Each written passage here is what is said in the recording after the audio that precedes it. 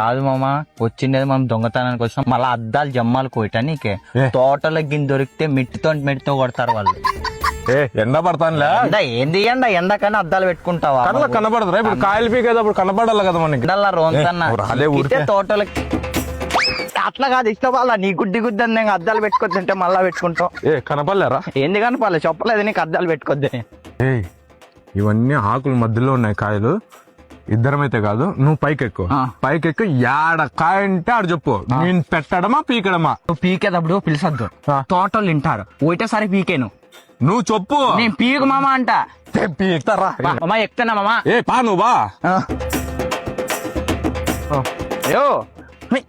ఆడగాది ఇక్కడ నాకేంది కనపడలే. ఈ పక్క ఉన్నాయి చూడు పైన మామా. ఆడ ఆకలి కింద ఉన్నాయి కాయలు, నాకు చేతికి అందలే. నువ్వు పీకన్నాడు పీకో. లే ఈడనా? ఆడే మామా. ఏదో 2 కాయలు ఉన్నాయి రా. పీకు మామా. నాకే పీకుతూ కదా మామా.